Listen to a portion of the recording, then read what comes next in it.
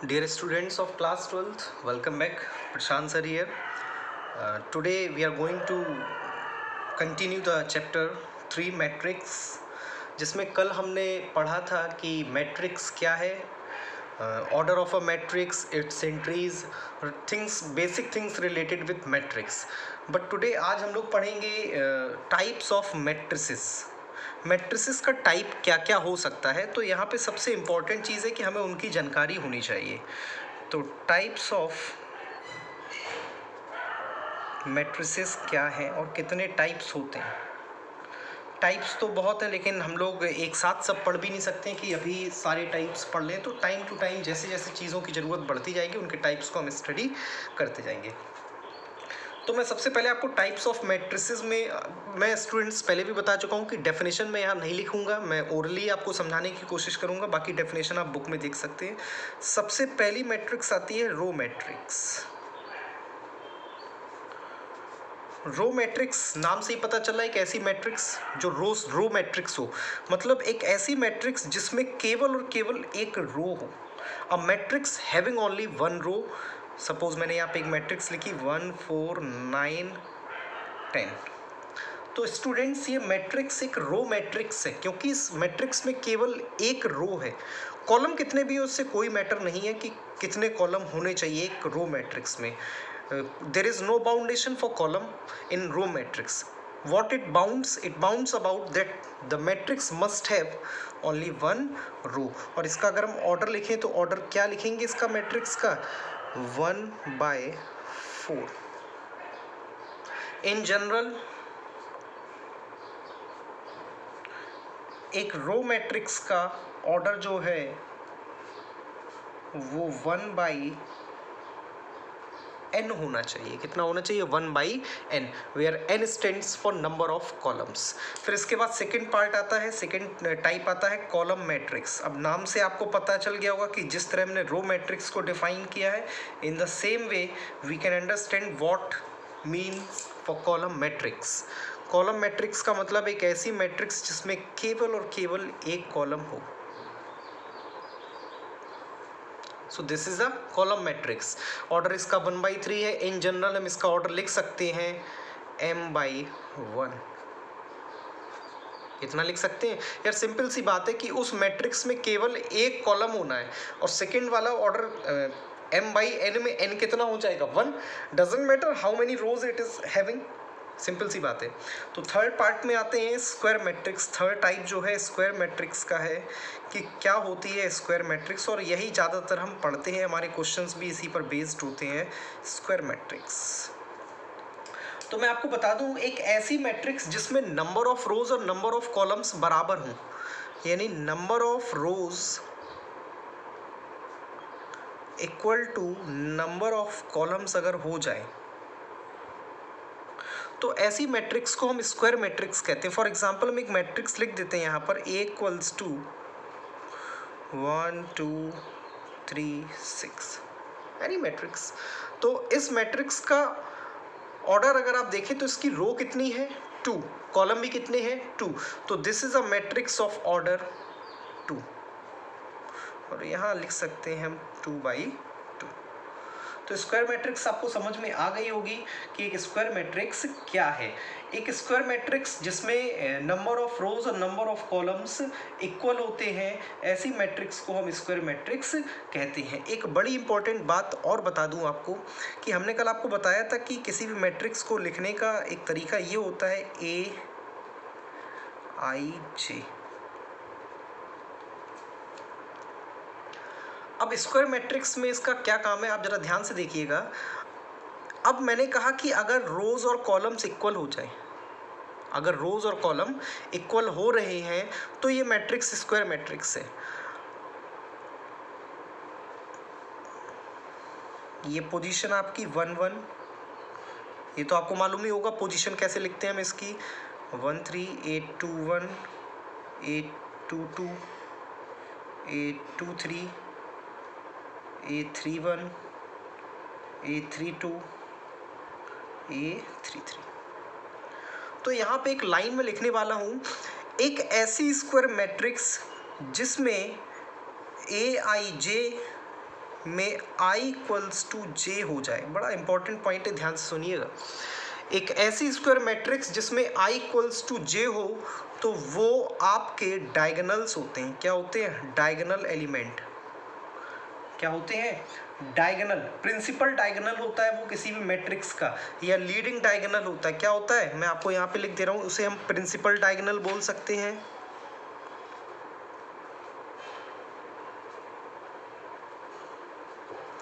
या फिर leading diagonal लिख सकते हैं।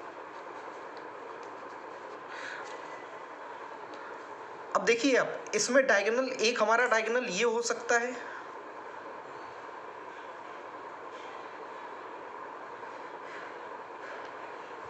और एक डायगोनल ये आप देख रहे हैं जो हो सकता है। लेकिन प्रिंसिपल डायगोनल कौन होगा? प्रिंसिपल डायगोनल केवल यही होगा। क्यों होगा? क्योंकि प्रिंसिपल डायगोनल के लिए हमसे क्या कहा गया है? i इक्वल्स टू j, यानी एक ऐसी स्क्वायर मैट्रिक्स जिसमें रो और कॉलम की पोजीशन सेम हो। आप चेक करिए, 1 1 2 2 3 3, यानी i इक्वल्स टू j यहाँ पे फिट हो रहा है। यानी एक ऐसी मैट्रिक्स जिसमें i इक्वल्स टू j हो, वो आपके डायगोनल एलिमेंट्स कहते हैं। And the line along which they lie is called principal diagonal. ये आपके डायगोनल एलिमेंट्स, और वो लाइन जिस पर ये एलिमेंट्स लाई कर रहे हैं, जिस लाइन के अलोंग ये एलिमेंट्स लाई कर रहे हैं स्टूडेंट्स, वो लाइन आपकी डायगोनल कहलाती है। और ये प्रिंसिपल डायगोनल है। पूरी मैट्रिक्स में हम यही डायगोनल को यूज करेंगे, ना कि इस डायगोनल को। ठीक है। अब आप कहेंगे कि इसमें ही डायगोनल हो सकता है, क्या किसी और मैट्रिक्स में डायगोनल नहीं हो सकता है? तो फॉर एग्जांपल आप एक मैट्रिक्स लिख लीजिए 2/3 की, जिसमें 2 रो हो 3 कॉलम हो। बताइए डायगोनल क्या होगा? क्या आप ये डायगोनल लेंगे, या यहाँ तीसरा कोई एलिमेंट है ही नहीं? तो diagonal students exist only and only when the matrix is a square matrix. Diagonal केवल तब ही एग्जिस्ट करेगा जब मैट्रिक्स हमारी कैसी हो? Square matrix. और स्क्वायर मैट्रिक्स में लीडिंग और प्रिंसिपल डायगोनल वही होगा, वही लाइन होगी जिसमें i इक्वल्स टू j होगा। तो आई होप आपको ये सारी चीज़ें क्लियर हो गई होंगी। बड़ा इंपॉर्टेंट पॉइंट था स्क्वायर मैट्रिक्स का, इसलिए मैं थोड़ा यहाँ पे ज़्यादा टाइम रुका हूँ स्क्वायर मैट्रिक्स पे। अब आते हैं हमारे अगले टाइप पे, जो है स्केलर मैट्रिक्स। स्क्वायर मैट्रिक्स के साथ मैंने आपको डायगोनल, एक और मैट्रिक्स है, मैं यहाँ पे बता दूँ, डायगोनल मैट्रिक्स।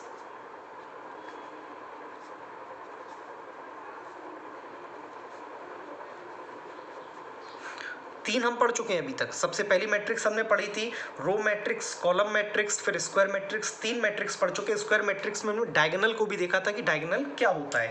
अब आते हैं अगली मैट्रिक्स पे, जिसका नाम है डायगोनल मैट्रिक्स। इस मैट्रिक्स का नाम ही डायगोनल मैट्रिक्स है, क्योंकि इसमें कहा गया है कि एक ऐसी मैट्रिक्स, एक ऐसी स्क्वायर मैट्रिक्स, एक ऐसी स्क्वायर मैट्रिक्स जिसमें सारे एलिमेंट्स जीरो हों सिवाय लीडिंग डायगोनल के एलिमेंट्स के। यानी आप यहाँ पे कुछ भी लिख दें, 5 4 9, और बाकी सारे एलिमेंट्स को अगर आप ज़ीरो कर दें, तो ऐसी मैट्रिक्स को हम डायगोनल मैट्रिक्स कहते हैं। यानी इसमें हम लिख सकते हैं a इक्वल्स टू aij, जिसमें aij इक्वल्स टू 0 होता है for i is not equal to j। Check कर लीजिए, i is not equal to j, यानी वहाँ 0 होगा जहाँ i और j बराबर ना हो। ये a11 है, यानी i और j इक्वल है, तो यहाँ 0 नहीं होगा। ये 1 2 है, यहाँ अनइक्वल है, यहाँ अनइक्वल है, यहाँ अनइक्वल है, यहाँ अनइक्वल है, यहाँ अनइक्वल है, यहाँ अनइक्वल है। केवल डायगोनल पे i और j बराबर होगा, तो केवल और केवल वहाँ 0 नहीं होगा, बाकी हर जगह 0 ये हो जाएगा। तो बड़ी सिंपल सी आप साधारण बात समझिए, एक ऐसी स्क्वायर मैट्रिक्स जिसके डायगोनल को छोड़ के बाकी सारे एलिमेंट्स 0 हो जाएं। ध्यान दीजिए, केवल डायगोनल को छोड़ दें, और अगर बाकी सारे एलिमेंट्स 0 हो गए हैं तो ऐसी मैट्रिक्स को हम क्या कहेंगे? स्क्वायर मैट्रिक्स कहेंगे, डायगोनल मैट्रिक्स कहेंगे। अब आते हैं स्केलर मैट्रिक्स पे। स्केलर मैट्रिक्स क्या है?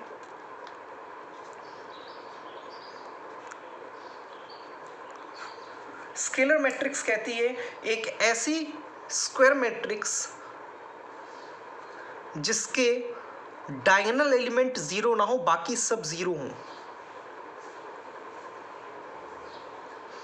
ये ज़ीरो ना हो, ये ज़ीरो ना हो, ये ज़ीरो ना हो, यानी ये डायगोनल है। तो आप कहेंगे सर यही तो डायगोनल मैट्रिक्स थी, यानी इसमें ये ज़ीरो नहीं था, यहाँ भी नहीं था, यहाँ भी नहीं था, यहाँ भी नहीं था, यहाँ भी नहीं था, यहाँ भी नहीं था, बाकी सारे एलिमेंट्स, सारी एंट्रीज ज़ीरो थी। तो मैं आपको बता दूँ स्केलर मैट्रिक्स में एक और खासियत है कि डायगोनल मैट्रिक्स में ये कहा गया था कि इसके डायगोनल नॉन ज़ीरोज़ होने चाहिए। इसमें कहा गया इसके डायगोनल नॉन ज़ीरो तो होने चाहिए लेकिन इक्वल भी होने चाहिए, यानी यहाँ पे जो आपने लिखा है वो तीनों में सेम होना चाहिए, नहीं the whole diagonal must be same, diagonal की सारी एंट्रीज इक्वल होनी चाहिए। ऐसी कंडीशन में आपकी डायगोनल मैट्रिक्स ही square matrix, sorry diagonal matrix scalar matrix बन जाती है अगर इसके सारे डायगोनल एलिमेंट्स सेम हों। तो यहाँ से हम एक स्टेटमेंट लिख सकते हैं कि सारी स्केलर मैट्रिक्स डायगोनल होंगी, ऑल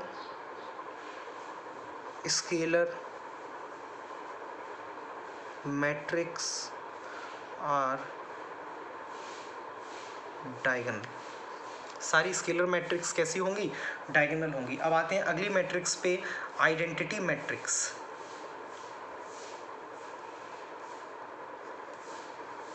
देखिए एक दूसरे से इंटरलिंक्ड है, डायगोनल से स्केलर आई है, स्केलर से आइडेंटिटी आएगी। आइडेंटिटी मैट्रिक्स कह रही है कि एक ऐसी स्क्वायर मैट्रिक्स जिसमें डायगोनल के एलिमेंट ज़ीरो ना हो, बाकी सब ज़ीरो हो, लेकिन एक कंडीशन के साथ कि डायगोनल का एलिमेंट नॉन ज़ीरो होना चाहिए, इक्वल होना चाहिए, और कंडीशन है कि वो एक जैसा होगा और वो वन ही होगा, वन के अलावा नहीं होगा। यानी एक ऐसी स्क्वायर मैट्रिक्स जिसके नॉन डायगोनल एलिमेंट्स ज़ीरो हो लेकिन डायगोनल के एलिमेंट्स सब क्या हो? वन हो। तो ऐसी मैट्रिक्स को डियर स्टूडेंट्स हम क्या कहते हैं? आइडेंटिटी मैट्रिक्स, और इसे हम यूनिट मैट्रिक्स भी कहते हैं। क्या कहते हैं? यूनिट मैट्रिक्स भी कहते हैं।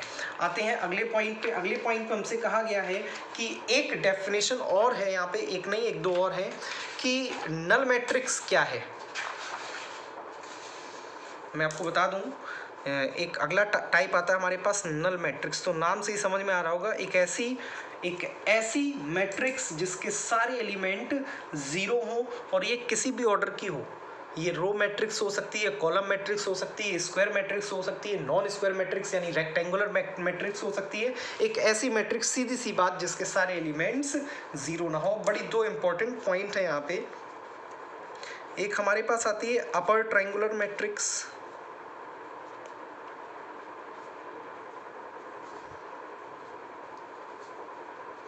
और एक आती है लोअर ट्रायंगुलर मैट्रिक्स।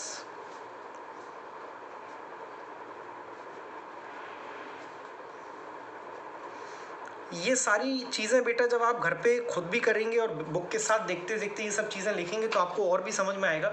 अपर ट्रायंगुलर मैट्रिक्स क्या है कि अपर ट्रायंगुलर मैट्रिक्स की कंडीशन है A equals to AIJ M/n, AIJ equals to 0 for I greater than J। अब मैंने यहाँ पे एक स्क्वायर मैट्रिक्स, पहली चीज़ तो ये कि एक स्क्वायर मैट्रिक्स ही होगी, यानी M और N बराबर होंगी। मैंने लिख दिया है, कॉम्पैक्ट फॉर्म में एक तरीके से रिप्रेजेंट कर देते हैं। तो अब आप जरा पोजीशन लिखिए, A11 12 13 21 22 23 31 32 33। जरा चेक करिए कहाँ पे I J से बड़ा है, कहाँ पर I J से बड़ा है, यानी रो की वैल्यू कॉलम से बड़ी है। यहाँ है नहीं है, यहाँ है नहीं है, यहाँ है नहीं है, जहाँ होगा अंडरलाइन कर देंगे। ये बड़ा है, ये बराबर है, ये छोटा है, ये बड़ा है, ये बड़ा है। तो आपको क्या करना है, जहाँ पे I J से बराबर हो, सपोज करिए और मैट्रिक्स बढ़ा दें हम, अगर 4x4 की कर दें तो कोई दिक्कत नहीं है, A41 42 43। कहाँ बड़ा है? ये बड़ा है, ये बड़ा है, ये बड़ा है। यानी मैं सिंपल सी बात कह रहा हूँ, अगर I J से बड़ा है तो वो एलिमेंट क्या हो जाएगा? ज़ीरो हो जाएगा। अब मैट्रिक्स बना लो, कौन कौन ज़ीरो होगा? ये रहेगा, ये ज़ीरो हो जाएगा, ये ज़ीरो हो जाएगा, ये ज़ीरो हो जाएगा, ये ज़ीरो हो जाएगा, ये ज़ीरो हो जाएगा, ये ज़ीरो हो जाएगा। बाकी जगह एंट्रीज आ जाएंगी, कुछ भी एंट्री मैं एग्जांपल के लिए बता दे रहा हूँ। 5 4 3 2 1 7। तो आपको ये चीज़ समझ में आ गई होगी कि ऐसी मैट्रिक्स को हम अपर ट्रायंगुलर मैट्रिक्स कहते हैं। क्यों? क्योंकि इसमें i ग्रेटर देन j पर ये ज़ीरो हो जाता है। अब आप स्टूडेंट से काम करिए कि चेक करिए क्या इसमें एक अपर ट्रायंगुलर बन रहा है, एक लोअर ट्रायंगुलर बन रहा है ना। और ये स्क्वायर मैट्रिक्स है, दो ट्रायंगल को अगर आप ऐड कर देंगे तो क्या बनेगा, एक स्क्वायर बनेगा। और सेम साइज का है, चूंकि एक स्क्वायर मैट्रिक्स है। सॉरी, ये स्क्वायर मैट्रिक्स नहीं हो पाई क्योंकि इसमें चार रो हो गई, लेकिन कॉलम 3 ही रह गए हैं। तो यहाँ पे अगर मैं एक कॉलम और बढ़ा दूँ, सपोज़ करिए A14 A24 A34 A44, इसको दोबारा से बना लेते हैं। तो मैट्रिक्स हमारी ये रही, और 4x4 की मैट्रिक्स मैं पहले से ही बोल रहा हूँ कि एक स्क्वायर मैट्रिक्स है। A11 ये एंट्री ज़ीरो होगी, नहीं होगी, तो यहाँ कुछ लिख दिया है। ये ज़ीरो होगी, नहीं होगी, ये ज़ीरो होगी, नहीं होगी, ये ज़ीरो होगी, नहीं होगी। अब यहाँ आ जाती है, ये ज़ीरो होगी, हाँ, ये ज़ीरो होगी, नहीं, ये ज़ीरो होगी, नहीं, ये ज़ीरो होगी, नहीं, ये, हाँ, ये ज़ीरो होगी, हाँ, ये ज़ीरो होगी। A33 बिल्कुल नहीं होगी, ये नहीं होगी, ये ज़ीरो होगी, ये ज़ीरो होगी, ये ज़ीरो होगी, ये ज़ीरो नहीं होगी। अब आप ज़रा चेक कर लीजिए कि आपका डायगोनल के ऊपर का हिस्सा नॉन ज़ीरो एलिमेंट्स का बना हुआ है। डायगोनल के ऊपर का हिस्सा नॉन ज़ीरो एलिमेंट्स का बना हुआ है। अब हम लोअर ट्रायंगुलर मैट्रिक्स की बात करें तो सेम डेफिनेशन है, बस क्या हो जाना है, i लेस देन j। क्या हो जाना है, i लेस देन j। और मैं आपको बता दूं, यहाँ पे जो मैट्रिक्स स्क्वायर मैट्रिक्स बनेगी उसका lower triangular part non zero होगा। बड़ी इंपॉर्टेंट चीज़ है ये कि इसका लोअर ट्रायंगुलर ज़ीरो होता है, इसका लोअर ट्रायंगुलर नॉन ज़ीरो होता है, इसका अपर ट्रायंगुलर नॉन ज़ीरो होता है। तो डियर स्टूडेंट्स, अब आते हैं कुछ क्वेश्चंस हमने लिख रखे हैं इसके ऊपर। एक्सरसाइज 3.1 है हमारे पास, तो उस एक्सरसाइज को हम करेंगे और समझेंगे कि उस एक्सरसाइज में हमसे क्या क्या बोला गया, और 3.1 को आज कंप्लीट भी कर लेंगे। हमसे पहले क्वेश्चन में कहा गया, in the matrix A equals to this write the order of the matrix. Order क्या है, ऑर्डर मैट्रिक्स का होता है number of rows into number of columns. Check करिए यहाँ पर कितनी रो हैं, 3 रो हैं। कितनी रो है, 1 2 3। कितने कॉलम है, 4 कॉलम है। तो ये मैट्रिक्स 3/4 की हुई। नंबर ऑफ एलिमेंट्स चाहिए तो मल्टीप्लाई कर दीजिए रो और कॉलम का, तो जो आंसर आएगा वो आपका नंबर ऑफ एलिमेंट्स बताएंगे। राइट द एलिमेंट्स A13, पहली रो में तीसरा कॉलम, A13 कितना मिला, 19।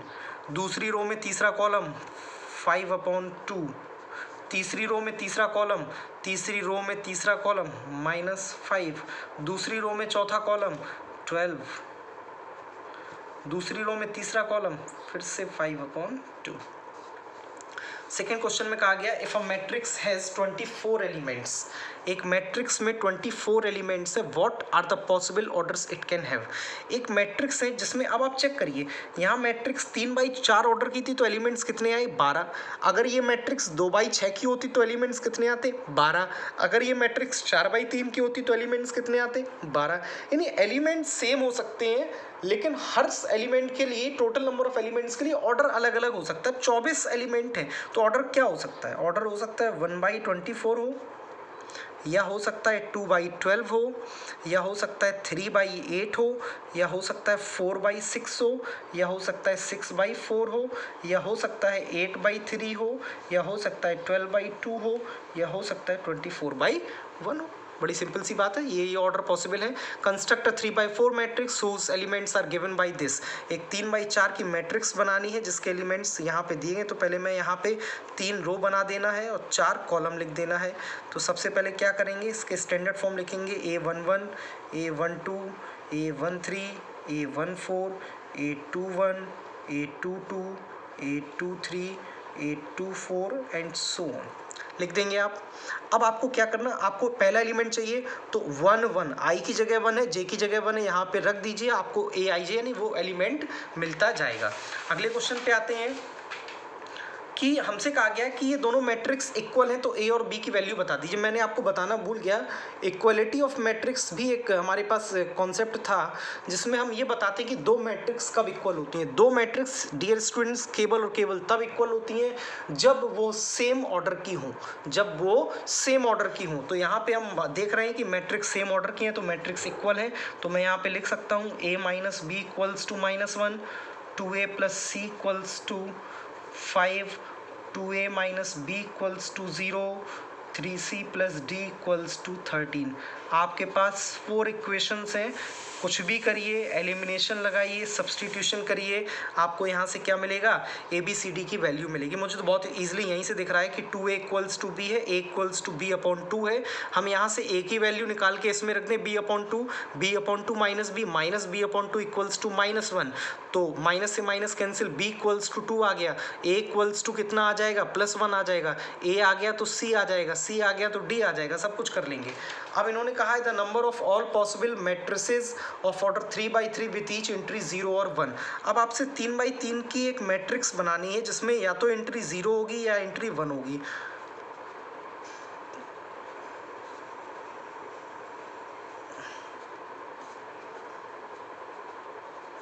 एक कॉलम, एक एलिमेंट कितने तरीके से भरा जा सकता है, 2 तरीके से। एक element, number of ways to fill one element we have 2। ऐसे कितने एलिमेंट हैं, 9, 2 की पावर 9, 2 की पावर 9 कितना होता है, 512।